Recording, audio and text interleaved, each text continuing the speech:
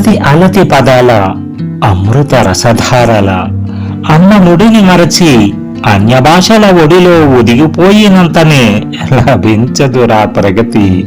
మాతృభాషయే మనిషి అస్తిత్వపు పునాది. వేదికపై ఆసీనులైన పెద్దలకు, భాషపై ప్రేమను మాటల్లో ప్రకటించే మేధావులకు, మైక్ ముందుకు వచ్చి భాషా ప్రేమను నటించే బహురూపులకు, తెలుగు భవిష్యత్తును మూసికల్లాల్సిన భావి భారత పౌరులకు నా హృదయపూర్వక నమస్కారాలు. ఈరోజు ఆగస్టు 29 మహనీయుడు గిడుగు వెంకటరామమూర్తి పంతులు గారి జయంతి. ఈరోజు వేదికలపై పూలదండలు పడతాయి, మైకులు పగిలిపోయేలా ఉపన్యాసాలు వినిపిస్తాయి, అమ్మ తెలుగు తేనె తెలుగు అంటూ నినాదాలు మారుమోగుతాయి. కానీ నాది ఈరోజు వేడుక చేసుకునే స్వరం కాదు, నాది నిలదీసే స్వరం, నాది ఆత్మ పరిశీలన చేయించే స్వరం, నాది భవిష్యత్తుకు దిక్సూచిలా నిలవాల్సిన నిజాయితీ స్వరం. ఎందుకంటే తెలుగు గురించి మాట్లాడటం వేరు, తెలుగును జీవించడం వేరు. తెలుగును కాపాడాల్సిన అవసరం లేదు, తెలుగును జీవించాల్సిన అవసరం ఉంది. వేదికలెక్కి అమ్మ తెలుగు తేనె తెలుగు అని గొంతులు చించుకొని ఇంటి గుమ్మం దాటగానే తమ పిల్లలతో పరాయి భాషలో మాట్లాడటాన్ని అది మా వ్యక్తిగత స్వాతంత్ర్యం అని సమర్థించుకునే గురువింద నాయకులకు నేను చెప్తున్నాను, అది స్వాతంత్ర్యం కాదు, మీ మాతృభాష ద్రోహం.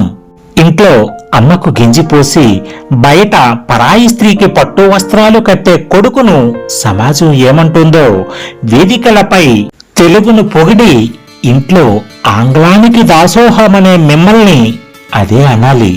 తెలుగు మన ప్రసంగంలో ప్రదర్శించే భాష కాదు, మన సంభాషణలో ప్రవహించే భాష. అది మీ వ్యక్తిగత స్వేచ్ఛ కాదు, మన మూలాలను మనమే తవ్వుకొనే ఆత్మహత్యా సదృశ్యమైన అలక్ష్యం. అక్షరం అనేది కేవలం ఒక గుర్తు కాదు, అది ఆలోచనకు పునాది, వ్యక్తిత్వానికి తొలి మెట్టు, జ్ఞానానికి ప్రాథమిక తలుపు. కానీ 10వ తరగతికి వచ్చిన సొంత మాతృభాషలో ఒక వాక్యాన్ని అక్షర దోషాలు లేకుండా రాయలేని దయనీయ స్థితిలో మన పిల్లలు ఉన్నారంటే మనమందరం తలదించుకోవాల్సిందే. ఇది విద్యార్థుల లోపం కాదు, బోధించాల్సిన ఉపాధ్యాయుల తీవ్ర బాధ్యతారాహిత్యం. విద్యాలయాల వ్యాపారీకరణ వైఫల్యం, తల్లిదండ్రుల అజ్ఞానపు నిర్లక్ష్యం.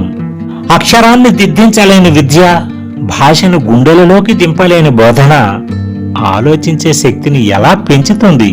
మాతృభాషలో పునాది సరిగ్గా లేని ఏ భవనమైనా ఎంత ఎత్తుకు ఎదిగినా ఎప్పటికైనా కూలిపోక తప్పదు.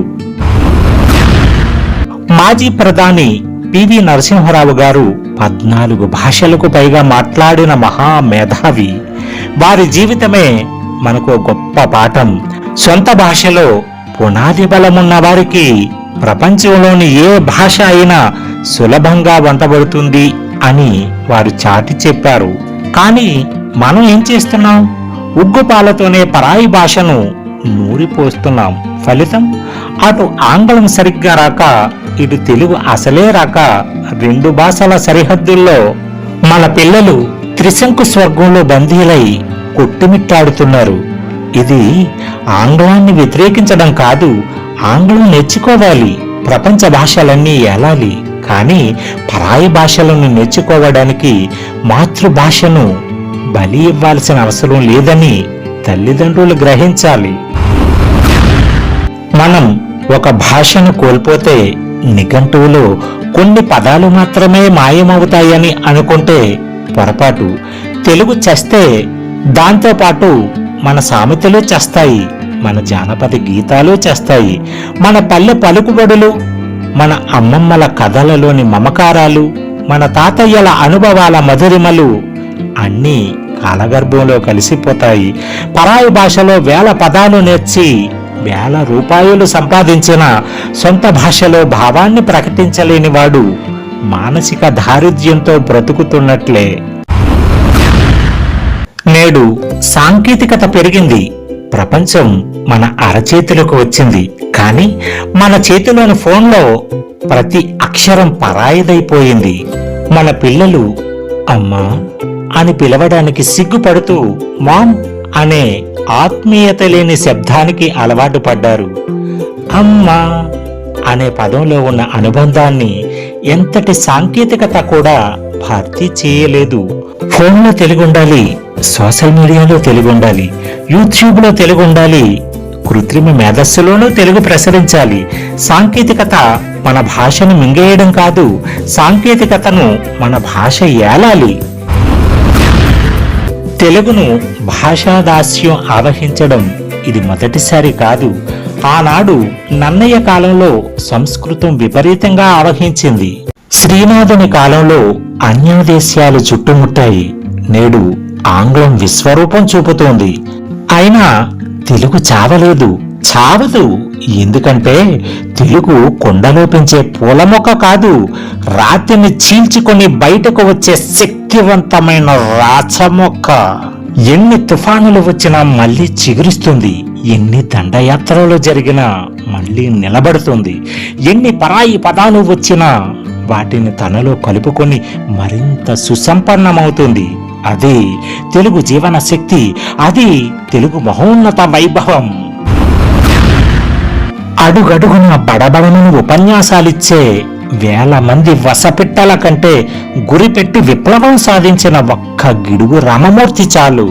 పండితుల బందీల నుంచి తెలుగును విడిపించి గ్రాంధికపు ఇనుప గొలుసులను తెంచి ప్రజల నోటి మాటను ప్రసార మాధ్యమంగా మార్చిన గిడుగు వారి ఒక్క పిడుగు లాంటి ఆలోచన చాలు ఈనాటి యువతరాన్ని మేల్కొల్పి సమాజాన్ని మళ్ళీ తెలుగు బాటలో నడిపించడానికి.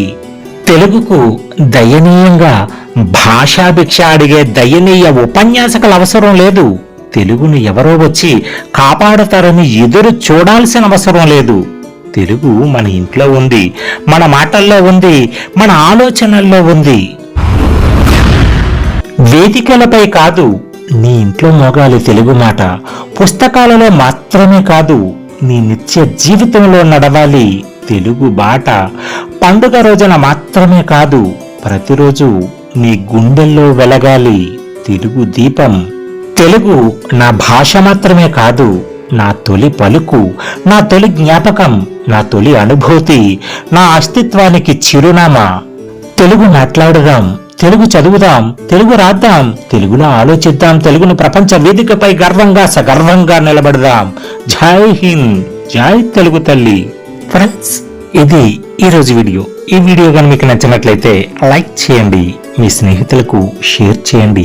మరిన్ని వీడియోల కోసం మన ఛానల్ని సబ్స్క్రైబ్ చేయండి. మీ అభిప్రాయాన్ని మాత్రం కామెంట్ చేయటం మర్చిపోకండి. ఫ్రెండ్స్, ఇది ఈరోజు వీడియో. మరో వీడియోతో మళ్ళీ కలుద్దాం. అంతవరకు సెలవు. నమస్తే.